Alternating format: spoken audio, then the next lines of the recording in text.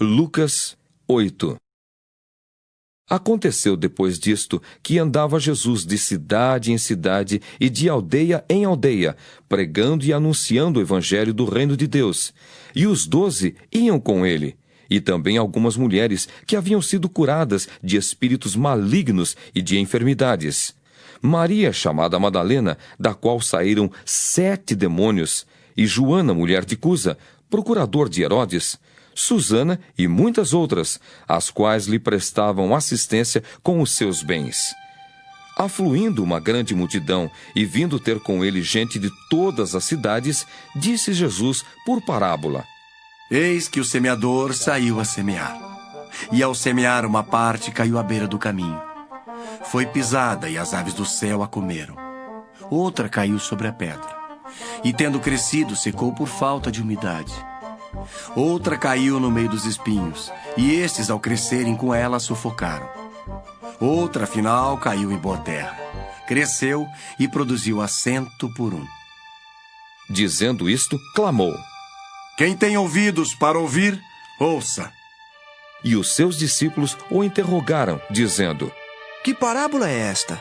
Respondeu-lhes Jesus: A vós outros é dado conhecer os mistérios do reino de Deus. Aos demais fala-se por parábolas, para que, vendo, não vejam, e ouvindo, não entendam. Este é o sentido da parábola. A semente é a palavra de Deus. A que caiu à beira do caminho são os que a ouviram. Vem a seguir o diabo e arrebata-lhes do coração a palavra, para não suceder que, crendo, sejam salvos. A que caiu sobre a pedra são os que, ouvindo a palavra, a recebem com alegria. Estes não têm raiz. Creem apenas por algum tempo, e na hora da provação se desviam. A que caiu entre espinhos são os que ouviram, e no decorrer dos dias foram sufocados com os cuidados, riquezas e deleites da vida. Os seus frutos não chegam a amadurecer. A que caiu na boa terra são os que, tendo ouvido de bom e reto coração, retêm a palavra. Esses frutificam com perseverança. Ninguém, depois de acender uma candeia, a cobre com um vaso ou a põe debaixo de uma cama. Pelo contrário, coloca-a sobre um velador, a fim de que os que entram vejam a luz. Nada há oculto que não haja de manifestar-se, nem escondido que não venha a ser conhecido e revelado. Vede, pois, como ouvis, porque ao que tiver se lhe dará, e ao que não tiver, até aquilo que julga ter lhe será tirado. Vieram ter com ele sua mãe e seus irmãos, e não podiam aproximar-se por causa da concorrência de povo, e lhe comunicaram: Tua mãe e teus irmãos estão lá fora, e querem ver-te.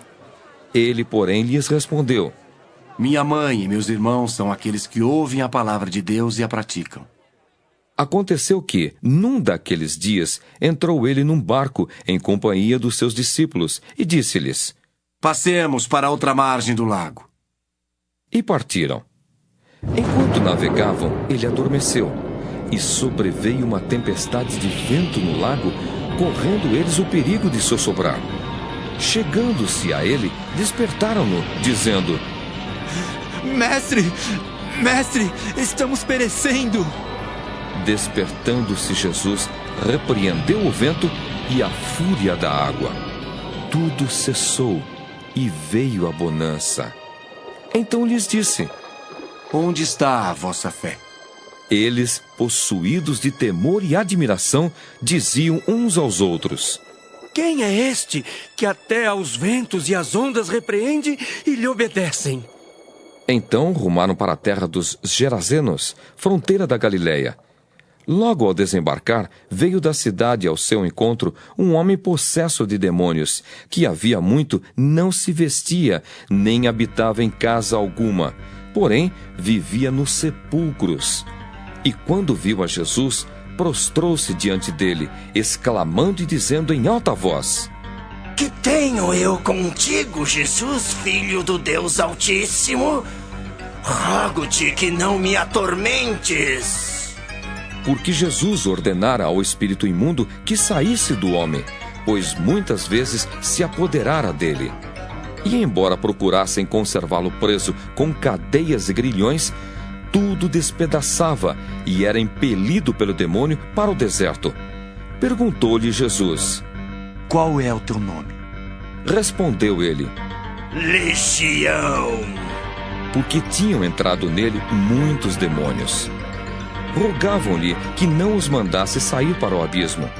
Ora, andava ali, pastando no monte, uma grande manada de porcos. Rogaram-lhe que lhes permitisse entrar naqueles porcos, e Jesus o permitiu. Tendo os demônios saído do homem, entraram nos porcos, e a manada precipitou-se despenhadeiro abaixo, para dentro do lago, e se afogou. Os porqueiros, vendo o que acontecera, fugiram, e foram anunciá-lo na cidade e pelos campos. Então saiu o povo para ver o que se passara, e foram ter com Jesus. De fato, acharam o homem de quem saíram os demônios, vestido em perfeito juízo, assentado aos pés de Jesus, e ficaram dominados de terror. E algumas pessoas que tinham presenciado os fatos contaram-lhes também como fora salvo o endemoninhado.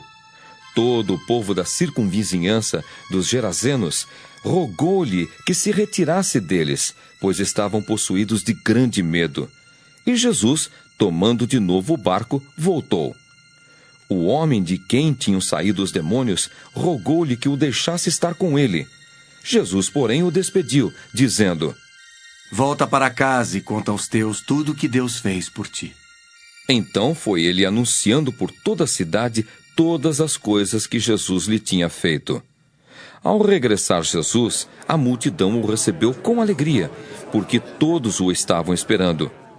Eis que veio um homem chamado Jairo, que era chefe da sinagoga, e prostrando-se aos pés de Jesus, lhe suplicou que chegasse até a sua casa, pois tinha uma filha única de uns 12 anos que estava à morte. Enquanto ele ia, as multidões o apertavam. Certa mulher que havia 12 anos vinha sofrendo de uma hemorragia e a quem ninguém tinha podido curar, e que gastara com os médicos todos os seus haveres. Veio por trás dele e lhe tocou na orla da veste, e logo se lhe estancou a hemorragia. Mas Jesus disse: Quem me tocou?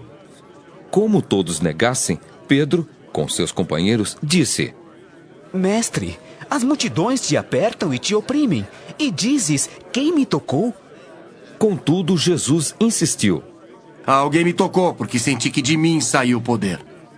Vendo a mulher que não podia ocultar-se, aproximou-se trêmula e, prostrando-se diante dele, declarou, à vista de todo o povo, a causa por que lhe havia tocado e como imediatamente fora curada. Então lhe disse: Filha, a tua fé te salvou. Vai-te em paz. Falava ele ainda quando veio uma pessoa da casa do chefe da sinagoga, dizendo: Tua filha já está morta. Não incomodes mais o mestre. Mas Jesus, ouvindo isto, lhe disse: Não temas. Crê somente e ela será salva. Tendo chegado à casa, a ninguém permitiu que entrasse com ele, senão Pedro, João, Tiago, e bem assim o pai e a mãe da menina. E todos choravam e a pranteavam. Mas ele disse: Não choreis. Ela não está morta, mas dorme. E riam-se dele, porque sabiam que ela estava morta. Entretanto ele, tomando-a pela mão, disse-lhe em voz alta: Menina, levanta-te. Voltou-lhe o espírito. Ela imediatamente se levantou, e ele mandou que lhe dessem de comer. Seus pais ficaram maravilhados, mas ele lhes advertiu que a ninguém contassem o que havia acontecido.